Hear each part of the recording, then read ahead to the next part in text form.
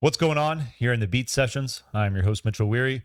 Let's talk about this new record from Dune entitled Real Rare Whale. I'm just going to slow that down and say it correctly once so that I don't have to do 1,000 takes of this album review.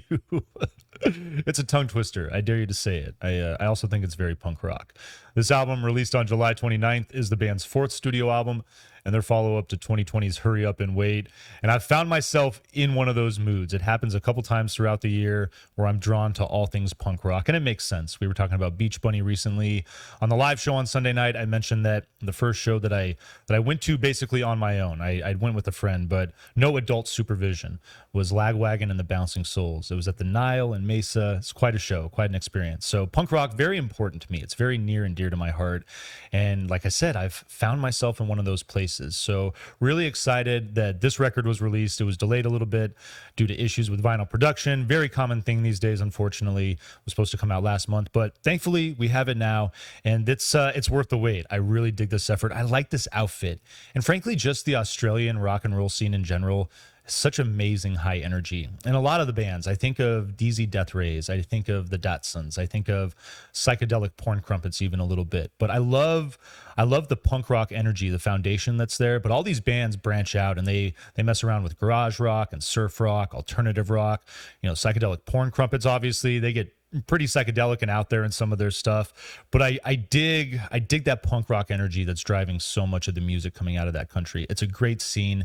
It's so much fun too. This band, this is a hot 29 minutes, 10 songs, but no filler. All of these songs are so good, and they have a great runtime, great melodies, great hooks, and just funny lyrics. There's nothing serious here. This is what punk rock, in my opinion, is all about. Drinking some beers, having a good time, tying one on a pit, and just generally enjoying life. I know that there's definitely other punk rock scenes, politics, and other serious things come into play, but I'm more drawn to the fun punk rock scene, and I love this scene. I love the community. I remember right before COVID, I had a chance to see Face to Face and Lagwagon out in San Diego, and it was a phenomenal show. And the thing I noticed most about it, it'd been a while since I'd been in a pit. I threw myself in there a couple of times, wearing these stupid Vans, slipping on a beer covered floor, and you'd go down and there'd be a half a dozen people just picking you up, getting you right on your feet to get back into that. So I love that. I love the community and just everybody looking out for each other. And this is that type of vibe. This is that type of feel. Just a good punk rock energy, and I hope that these guys come to the States and come close to Tucson, because I'm going to go see them and check them out. Looking forward to seeing these new songs. This thing kicks off with LTD. I love the big intro, and then it's just got this very catchy stop and go chorus. Dig the bass. There's some really good bass work on this record. You guys know that I'm partial to that. And the melodies really, I mentioned some of those other Australian bands, but melodically there's a pop element of this record. And to bring it up again, because I think that punk rock in general, very catchy, very melodic, and very in a way pop driven. And I think of a London-based band like Snuff. If you're not familiar with them, check them out and check out their sound. It's not pop music by any sense of the word, but you can feel that element there, and you can feel the catchiness of their music. And that's what I was getting really in this record, is a band like Snuff. And I really dig that outfit a lot. So I love that I picked up on that energy just personally experiencing this record. Dumb TV is your second song. This song is going to hit a little harder than LTD. I like the three sections of the song. Call it like the intro. You get this verse portion, which I love the bass in this part of the song, and then just a really catchy, solid chorus element. And just it's going to work between those three elements. The intro obviously is not the intro when it's in the middle of the song, but you'll know what I'm talking about. There's three sections that really just work together and come together well in that song. Up is your third track. Cool change of pace, and this is what I'm talking about with these rock and roll outfits. This definitely is going to have more of an indie pop feel. Think of an outfit like Group Love. That's what I was feeling when I heard the song. And there's a couple other moments on this record where I'm definitely catching that outfit, and I dig it. I love Group Love a lot. Pamela Aniston is your fourth track. Catchy tune about that phase that we all go through, our first celebrity crush, whomever it may be for all of us. Mine was Alicia Silverstone, by the way.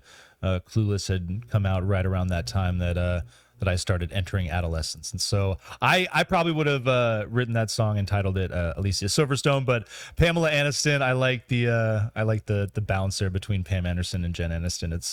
It's a pretty funny track. What a Memorable Night is your fifth song. I love it. We get back to a bit of a heavier feel, more of like a 90s alternative rock on this track, and a little more of that group love feel. But I just I love the hook. Basically is What a Memorable Night. Like, I can't remember shit, and it's pretty funny. That true punk rock ethos again. Skate or Don't. Again, just more funny song titles, and yeah, like, yeah, Skate or Don't. It reminds me of Weezer. If it's too loud, turn it down, skate or just don't. If you don't want to, you don't have to. But I like the poppy garage rock feel on this. The lyrics, excellent, catchy, super funny. Space Cadet, your seventh song. This is the best song on the record. This track is great. It's got this classic punk feel. Snuff is the band that I thought of when I was listening to this song, and it's perfect. Like all the different elements, the way the song is composed, and just everything hits at the right moment, I feel like, on this track. It's just a great 2.5 minute punk rock song.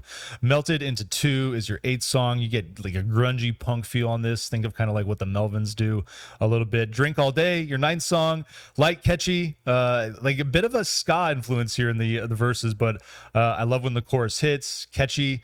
And yeah, if you're gonna drink all day, start in the morning. And if this is the end, your final song is a solid closer. It's got a really just a great hook as well. And this is a fun project. 10 songs, 29 minutes. We're not doing anything super inventive here, but we are having a damn good time, and I love that about this record. So if you're feeling up to a little punk rock, and if you want something that fleshes out a little bit and explores a ton of fun territory within that foundation, I definitely would recommend this record to you. I'm gonna vinyl please this thing. I hope you find this review helpful, and I hope you enjoyed this album. Please like this video, share it, subscribe to the channel, do all the things to help me blow this project up in 2022, and stay tuned throughout the week for more album reviews. We will see you next time on the Beat Sessions.